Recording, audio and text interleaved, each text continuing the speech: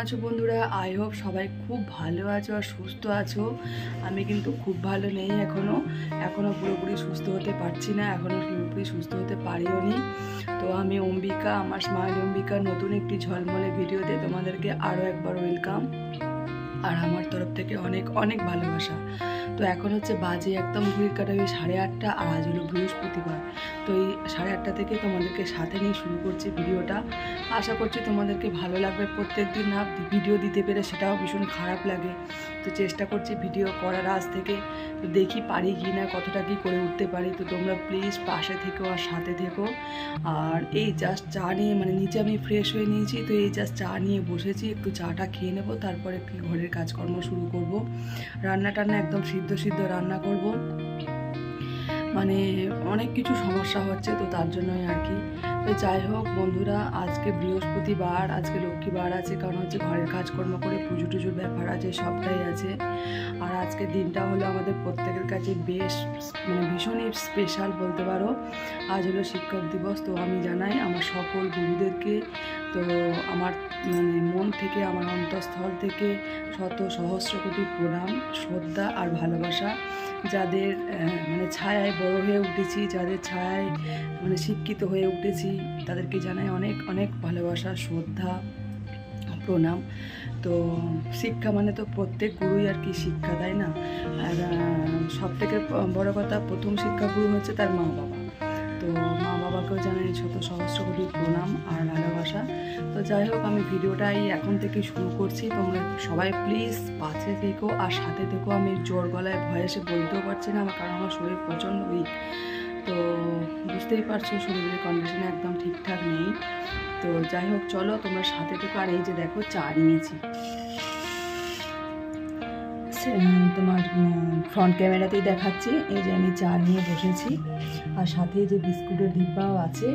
তো চলো আমি একটু চাটা খেয়ে নিই। আর মেয়েকেও আজকে স্কুল পাঠাতে পারিনি, কারণ আজকে মেয়ের স্কুল ছুটি ছিল তোমার ওই 11:15-তে। তো ওই কারণে আর কি ভাবলাম যে আজকে তাহলে আর পাঠাবো না। আর শরীরটা তো একেবারেই ঠিক নেই। তো সকালে মেয়েকে রেডি করাচ্ছি বহু কষ্টে, গতকাল যে মেয়েকে স্কুলে পাঠিয়েছি প্রচণ্ড কষ্টে। তো সেই কারণে আজকে ভাবলাম যে না, আজকে আর পাঠাতে পারবো না। তো ওই কারণে আজকে আর পাঠাইনি। মেয়েও কিছুক্ষণ আগে উঠেছে, ও এবার ফ্রেশ হচ্ছে। আমি ফ্রেশ হয়ে নিয়েছি, তো একটু চাটা খেয়ে নিই, তারপরে আমি ঘরের কাজকর্মগুলো শুরু করবো আর কি। তো চলো বন্ধুরা, তোমরা সবাই প্লিজ হাতে থেকো আর ভিডিও কন্টিনিউ করো। তো তোমরা পাশে না থাকলে কিছুই হবে না, ঠিক আছে? তো চলো তোমরা ভিডিওটার মধ্যে থেকো। আর আজকে যেহেতু স্কুলে পাঠায়নি, তো মেয়ে দেখো এই সবে মাত্র উঠেছে, তোমাদেরকে বললাম। ও এখন ব্রাশ করছে, আর বসেই ছিল জানো। আমি বারবার বলছি যে ব্রাশ কর, তাড়াতাড়ি নেই। তো যাই হোক, ও ব্রাশ করে ফ্রেশ হচ্ছে। আর এদিকে আমিও চাটা খেয়ে রেডি হয়ে তো ভাতটাও বসিয়ে দিলাম। ভাতটা না একবার ফুটে গেল। আর এদিকে চাল ধোয়ার জলটা কিন্তু কাছে দিয়ে দিচ্ছি। আর জানো তো, এই 2-3 দিন ধরে এত রোদ উঠছে বিভৎস, প্রচুর রোদ। বলে না যে ভাদ্র মাসের প্রখর রোদ, তো সেটাই হচ্ছে এরকম উঠছে আর কি। আর আজকে একদম সিদ্ধ ঝোল করব, এই জাস্ট একটুখানি কয়েক ফোঁটা তেল দিয়েছি, কয়েক ড্রপ। তো শুধুমাত্র একটু শুকনো লঙ্কার একটু জিরে ফোড়ন দিয়ে, ফ্রিজে মোটামুটি যা কিছু সবজি ছিল সেই সবজি দিয়ে আর মসুর ডাল দিয়ে একদম পাতলা ঝোল টাইপের করব। ব্যাস, এটাই হচ্ছে আমার খাবার হবে। যেটা একদম তোমার আফটার অপারেশন যে খাবারগুলো খেয়েছি বলতে পারো কন্টিনিউ 1 মাস, তো সেই খাবারটাই আমাকে মোটামুটি এখন আবার একটু হলেও শুরু করতে হবে। তো অনেক কিছু সমস্যা দেখা দিচ্ছে, তো যার জন্য আর কি। তো মাঝে মাঝে আমাকে এটা করে খেতে হবে, প্রত্যেক দিনই বলতে পারো প্রায় একটু হলেও খেতে হবে। তো এমনিতে তো রিচ খুব কমই খাই, তাও কিছু না কিছু সমস্যা হতেই থাকে। যাই হোক, আর এদিকে ভাতটা দিলেও সেকেন্ড টাইম ফুটে গেছে। আর এদিকে যে ঝোলটা রান্না করছি সিদ্ধ, ওটাও প্রায় হব ঢাকা দিয়ে রান্না করছি যাতে তাড়াতাড়ি সিদ্ধ হয়ে যায়। আর এই যে দেখো, ঝোল প্রায় কিন্তু সিদ্ধ হয়েই গেছে। আমাদের মেয়েদের জানো তো, ছুটি বলে কিছু হয় না সংসারে। তাতে তোমার যত শরীর খারাপই থাক, যত যাই কিছু হয়ে যাক না কেন, শরীর অসুস্থ যা কিছু হোক না কেন, তার মধ্যেও কিন্তু তোমাকে সবটাই কমপ্লিট করতে হবে, সব কাজ করতে হবে, সব কিছুই করতে হবে, তাই না? আর আমি এদিকে কাজকর্ম মোটামুটি রান্নাবান্না সব করে নিয়ে স্নান করে নিয়েছি। তো এবার পুজোটা করে নিচ্ছি। আজকে যেহেতু বৃহস্পতিবার, তো সবই করতে হবে। তো ওই যে বললাম আমাদের মেয়েদের ছুটি বলে কিছু হয় না, শরীর অসুস্থ যাই হোক না কেন সেটাই মানে সব কিছুই তোমাকে সামলে দিতে হবে। শরীর অসুস্থ বলে যে হ্যাঁ সারাদিন বিছানার মধ্যে শুয়ে আছি সেরকমটা মোটেও না, সমস্তটাই করছি, সব কিছুই করছি, কিন্তু তাও শরীর থেকে প্রচণ্ড উইকনেস, প্রচণ্ড দুর্বলতা। তো জানি না কবে এখন মোটামুটি ঠিক স্বাভাবিকভাবে ফিরে আসতে পারবো। তো যাই হোক ভগবানের কাছে এটুকুই প্রে করি যেন মানে বিশেষ করে আমাদের মতো এই একা সংসারে মাদের যেন অবশ্যই সুস্থ থাকাটা ভীষণ দরকার। তো ভগবানকে একটাই মানে অনুরোধ যেন সব প্রত্যেক মানুষকে সুস্থ রেখো, ভালো রেখো।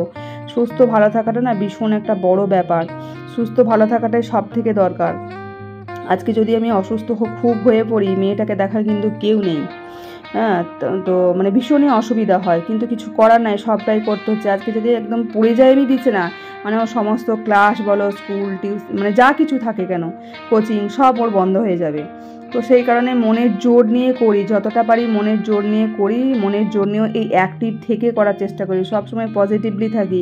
কিন্তু এক এক সময় কী হয় বলো তো, শরীর এত উইক হয়ে যায় যে আর মনের জোরটাও পায় না, কিন্তু তাও ভগবানের কাছে ওইটাই ভাবি যে বলি যে অন্তত মনের জোরটা দাও, পজিটিভ রাখার চেষ্টা করো।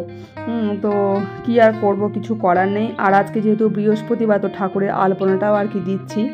তো বৃহস্পতিবারে পুজোটা আজকে মোটামুটি তাড়াতাড়ি হয়ে গেছে। আজকে তো রান্নাবান্না সেরকম চাপ কিছু নেই, এই কটা দিন রান্নাবান্না সেইভাবে কিছু করতেও পারছি না, মানে একটু খেতে হবে তার জন্য মানে করা এই রকমের ব্যাপার। তো তাও আজকে মেয়ে বলছে যে বা আজকে ভালো কিছু কিন্তু রান্না করতেই হবে রাত্রিবেলা। তো দেখা যাক কি এখন করি, কি করতে পারি। তো বুঝতেই পারছো মানে কোনো কিছুই একদম আর চলছে না, এরকম অবস্থা। আর এখন না দরজার বাইরে মানে গেটের বাইরে দিই না, কেননা করিডোরের সামনে না অনেক মানুষ যা আসা করে, তো পায়ে লেগে যায়, সেটা ব্যাপারটা খারাপ লাগে। আর ঠাকুরের এটা তো একদমই ওরকম করি না, শুধুমাত্র দরজা চৌকাঠের মধ্যেই দিই আর কি, যাতে কারো পায়ে টায়ে না লাগতে পারে। আর ফ্ল্যাটে তো বুঝতেই পারছো সামনে করিডোর, মানে প্রচুর মানুষজন যা আসা করে, রাস্তা বলতে পারো এটাই, রুমের সামনে। আর এদিকে তুলসী গাছেও জল টল দিয়ে দিলাম। আর গাছটাতে দেখো তুলবো করে ওই যে একটা মায়া করে তুলতেও পারছি না, কিছুই হতে পারছি না। আর এদিকে তুলসী গাছটা জানো তো একদম মানে অন্যরকম টাইপের হয়ে গেছে। তো এই যে করবো ভাবছি, তার মধ্যে আবার একটা বাধা এসে গেল, এইরকম হচ্ছে একটা ব্যাপার।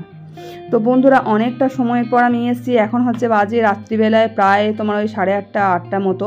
তো রাত্রির খাবার বানাবো, তো অনেকটা সময়ের পর তোমাদের সামনে আসলাম। কি করব, কিছু করার নেই বন্ধুরা, একটু মানিয়ে নিও আমাকে এই কটা দিন, শরীর যতদিন না সুস্থ স্বাভাবিক হতে পারছি। আর রাত্রের আজকে রান্না করব তোমার চিলি পনির বানাবো, মানে একদম ঘরোয়া পদ্ধতি, কিছুই সেরকম বিশেষ কিছু নেই বাড়িতে, ক্যাপসিকামও নেই যে চিলি পনির বানাবো, জাস্ট ওই পেঁয়াজ দিয়ে ব্যাস একটুখানি। আর মেয়েও 2 দিন ধরে বলছে যে মা আমার পরীক্ষা হয়ে গেছে, ভালো কিছু রান্না করছো না, কিছু না। তো সেই যাই হোক মেয়ের জন্য করতে হবে সবটাই, কিন্তু আমরা মানে আমাদের যে সন্তানদের মানে মুখের দিকে তাকিয়ে কিন্তু আমাদের সবটা করা, সব মায়েদেরই আর কি বলছি, শুধু আমার একার নয়, মানে বাচ্চাদের মুখের দিকে তাকিয়ে সমস্ত কাজটা করা, সব কিছুই আর কি করা। তো বললো সেটাই আর কি, তার জন্য আর কি করা, ওইভাবেই করছি। এটা তো আর কাউকে কিছু রেসিপি বলার কিছু নেই, আর আমি সেইভাবে একদম মানে খুব সুন্দরভাবে ভালো করে করছিও না, একদম খাবার মতো এইটুকুই ঘরোয়া পদ্ধতি, ওই যে বললাম সেরকম কিছুই নেই, ওইভাবেই। তো ওইভাবেই করছি। যাই হোক মেয়ের এতেই কিন্তু খুশি, ওর বিশাল কিছু যে চাই তা না, ও তাতেই কিন্তু খুশি, ও একটু কিছু হলেই হলো, ভালো কিছু। তো যাই হোক এই যে দেখো একদম পুরো মোটামুটি রেডি চিলি পনির। তো ওটাই আর কি দেবো, ক্যাপসিকামও নেই, কিছুই নেই। তোমাদের দাদাভাই আসবে, তারপর বাজার টাজার যাবে, নিয়ে আসবে। তো চলো বন্ধুরা আজকের ভিডিওটা আমি এখানেই শেষ করে দিচ্ছি। পরবর্তী নতুন ভিডিওতে তোমাদের সাথে আবার দেখা হবে, কথা হবে, নতুন একটি ঝলমলে ভিডিওতে নিয়ে আমি আবার আসব।